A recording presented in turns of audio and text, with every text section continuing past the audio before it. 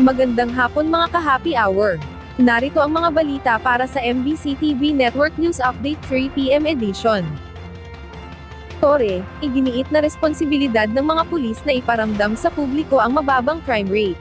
Yan ang MBC TV Network News ni Kyle Bulyas, exclusive.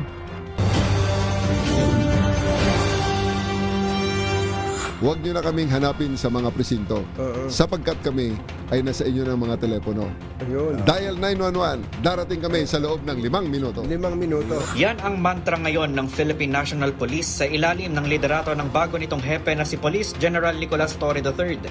Alinsunod ito sa direktiba ni Pangulong Bongbong Marcos na gawing mas accessible sa publiko ang mga law enforcer. Sa panayam ng DZRH News, sinabi ni Torre na hindi na kakailanganing pumunta pa sa presinto ng nangangailangan ng tulong, kundi maaari na lamang itong itawag sa 911. Tiniyak din ni Torre na hindi magiging busy ang naturang linya, liban na lamang kung aabot sa 300 sabay-sabay na emergency call ang kanilang matatanggap. Bukod dito, maaaring tawagan ng isang individual ang numerong 911, mayroon man siyang load o wala. Bilang bahagi ng mas mabilis na responde ng kapulisan sa mga emergency situation at pagpapataas ng police visibility, minabuti na ring ipasara ng PNP ang mga police community precinct at police boxes. It's really counterintuitive na ilagay natin sa loob ng box ang mga pulis. Dahil gusto naman natin police visibility. So, yun nga ang ginagawa ko. Pasarado, tapos lagyan na lang ng 911. Bukod dito, layon din nitong i-maximize ang bilang ng kapulisan nang hindi sila na-overwork. Ngayong wala na ang police boxes, itatalagaan niya mga polis sa mga strategic area, pangunahin na sa mga lugar na maraming tao at sasakyan.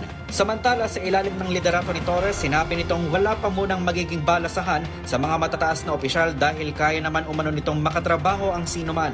Pero dahil nabakante na ang posisyon ng direktor ng Criminal Investigation and Detection Group, napipisil na pumalit sa iniwang pwesto ni Torre ang kasalukuyang Regional Director ng Central Luzon at PNP spokesperson na si Police Brigadier General Gene Fajardo. So kailan niyo po i-appoint si General Gene Fajardo na CIDG Director po? Hindi pa ba? Sa huli, nanawagan naman si Torre sa publiko na pagkatiwalaan sila upang makita nila ang tinatawag nitong makabagong pulisya. Para sa MBC TV Network News, ito si Kyle Bulyas ng DZRH, una sa Pilipinas, una sa Pilipino.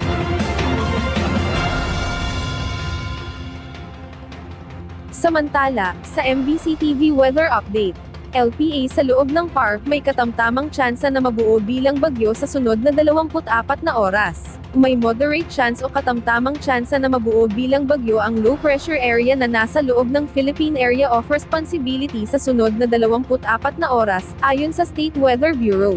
Ayon kay State Weather Specialist Benison Estarehak, kahapon mababa pa ang tsansa na mabuo bilang ganap na bagyo ang LPA, subalit ngayong araw tumaas ang tsansa na mabuo ito. Nangangahulugan na sakaling maging ganap itong tropical depression bukas o sa linggo, tatawagin ito sa local name na Oring. Ito naman ang kauna-unahang bagyo kung sakali sa bansa ngayong buwan ng Hunyo ng kasalukuyang taon.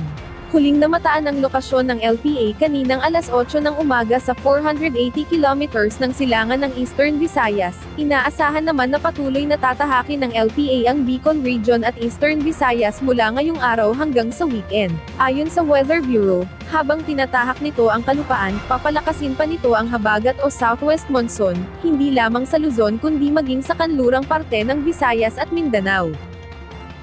At yan ang mga balita para sa MBC TV Network News Update 3 PM edition. Abangan ang mga susunod na balitaan mamaya para sa 4 PM edition.